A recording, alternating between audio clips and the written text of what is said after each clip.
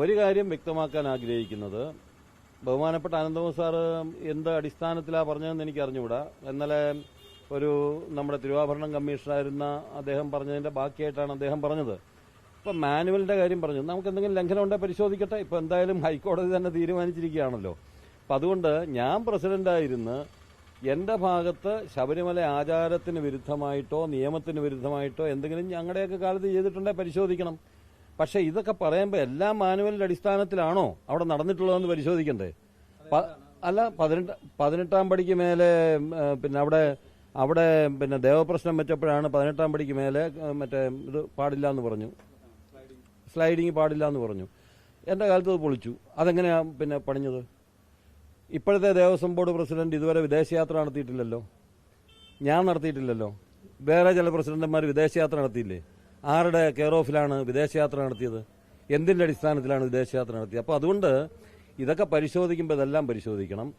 ഞാൻ ഒന്നുകൂടെ കടത്തി പറയുകയാണ്, ശബരിമലയുമായി ബന്ധപ്പെട്ട ആചാരാനുഷ്ഠാനങ്ങൾക്ക് വിരുദ്ധമായി പത്മകുമാർ എന്ന് പറയുന്ന പ്രസിഡന്റിന്റെ ഭാഗത്തു നിന്നൊന്നും ഉണ്ടായിട്ടില്ല. അതാണല്ലോ എനിക്ക് ഏറ്റവും കൂടുതൽ ആക്രമണം നേരിടേണ്ടി വന്നത് അതുകൊണ്ട് തന്നെയാണല്ലോ. അപ്പം അതുകൊണ്ട് ശബരിമല വിട്ടിട്ടോ അല്ലെങ്കിൽ ശബരിമലയ്ക്ക് ദോഷം ഉണ്ടാകുന്നൊന്നും എന്റെ ഭാഗത്തുനിന്ന് ഉണ്ടായിട്ടില്ല.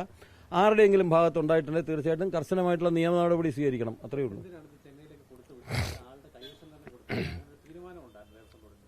ഒരിക്കലും ഇല്ല. അതെന്താന്ന് വെച്ച് കഴിഞ്ഞാൽ ഇപ്പൊ അങ്ങനെ ഇതിപ്പോ ഇലക്ട്രോ പ്ലേറ്റിംഗ് ഉൾപ്പെടെ അല്ലെങ്കിൽ പുതിയ സംവിധാനമാണെന്നാണല്ലോ പറഞ്ഞത്. അങ്ങനെ പുതിയ സംവിധാനത്തിന്റെ അടിസ്ഥാനത്തിലാണെങ്കിൽ ആ പുതിയ സംവിധാനത്തിന്റെ അടിസ്ഥാനത്തിലാവാം.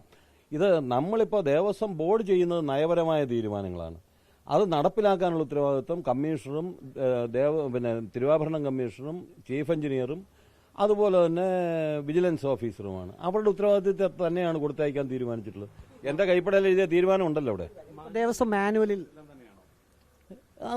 നമുക്ക് നോക്കാം. അവർ പരിശോധിക്കട്ടെ. ഇപ്പൊ ജില്ലാ ജഡ്ജിയെ തന്നെ വെച്ചിരിക്കല്ലേ, അവരെ പരിശോധിക്കട്ടെ.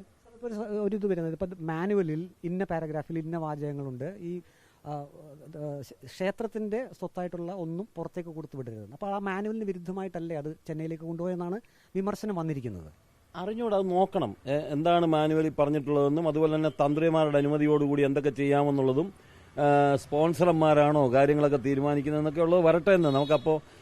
ഇതിപ്പോ ഹൈക്കോടതി ഉത്തരവിട്ടിരിക്കുകയാണല്ലോ അന്വേഷണം, സമഗ്രമായ അന്വേഷണം നടക്കട്ടെ.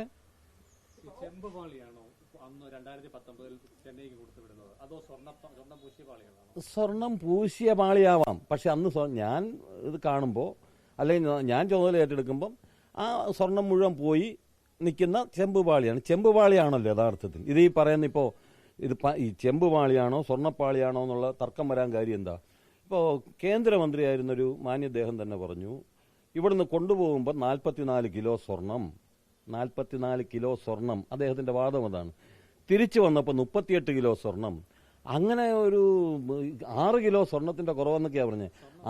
അല്ല, അതാണ് അദ്ദേഹം പറഞ്ഞത്.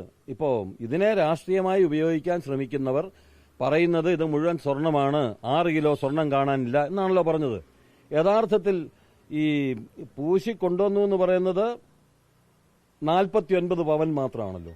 അതിലുള്ളത് 49 പവൻ സ്വർണം മാത്രമാണ്. അപ്പൊ അതുകൊണ്ട് ഇങ്ങനെയൊക്കെയുള്ള നുണപ്രചരണങ്ങളും അനാവശ്യമായിട്ടുള്ള വാർത്തകളും വന്നുകൊണ്ടിരിക്കുന്നുണ്ട്. എന്റെ കാലത്ത് എന്തെങ്കിലും കുഴപ്പമുണ്ടെങ്കിൽ അതിന്റെ പൂർണ്ണ ഉത്തരവാദിത്വം എനിക്ക് തന്നെയാണ്. അക്കാര്യത്തിൽ ഒരു വിട്ടുവീഴ്ചയില്ല. ജി രാമൻ നായർ, മുൻ ദേവസ്വം ബോർഡ് പ്രസിഡന്റ്, അദ്ദേഹം ഒരു കാര്യം പറഞ്ഞിരിക്കുന്നത്, അതായത് 99-ൽ വിജയ് മല്യ അവിടെ ടെമ്പിളിന്റെ റൂഫ് ഇത് ചെയ്യാൻ വേണ്ടി തീരുമാനിച്ചു. അത് പൂർത്തിയായി. അപ്പോഴാണ് ദ്വാരപാലകർ ഇങ്ങനെ കറുത്തിരിക്കുന്നുണ്ട്. അപ്പോൾ അദ്ദേഹം രണ്ടാമത് അനുമതി തേടുകയായിരുന്നു, ദ്വാരപാലകരുടെ സെപ്പറേറ്റ് സ്വർണ്ണം പൂശണം എന്നുള്ളത്. അത് പിന്നീട് എല്ലാ വശങ്ങളിൽ നിന്നും അതിന് അനുമതി കിട്ടി. അങ്ങനെ രണ്ടാമത് അനുമതി തേടി പിന്നീടാണ് വിജയ് മല്യ ദ്വാരപാലകളുടെ ആ ശില്പങ്ങൾ സ്വർണം പൂശിയതെന്നാണ് ജി രാമൻ നായർ പറയുന്നത്. രാമൻ നായർ പറയുന്നതിനൊന്നും ഞാൻ മറുപടി പറയുന്നില്ല. വിജയ് മല്യയെ പോലെ ഒരാളിനെ കൊണ്ട് ചെയ്യിച്ചാളല്ലേ രാമൻ നായർ. പിന്നെ കൂടുതൽ വർത്താനം പറഞ്ഞിട്ട് കാര്യമുണ്ടോ? ഞാനൊന്നും പറയുന്നില്ല. അല്ല, കോടതി അന്വേഷിക്കട്ടെ. കോടതി വിജിലൻസ് ഉണ്ട്, കോടതിയുണ്ട്, റിട്ടയർഡ് ജഡ്ജിയുടെ മേൽനോട്ടമുണ്ട്, നടത്തട്ടെ, അന്വേഷിക്കട്ടെ. ഇല്ലെന്ന് ഞാൻ പറഞ്ഞില്ല. ദേവസ്വം ബോർഡ് പ്രസിഡന്റുമാരാരെങ്കിലും അങ്ങനെ വിദേശയാത്ര നടത്തിയിട്ടുണ്ടോ? എന്തിന്റെ അടിസ്ഥാനത്തിൽ വിദേശയാത്ര? അതൊക്കെ ഇതെല്ലാം പരിശോധിക്കണമെന്നേ പറഞ്ഞുള്ളൂ. അത് മാനുവലിന്റെ അടിസ്ഥാനത്തിലാണോന്നേ ഞാൻ ചോദിച്ചുള്ളൂ.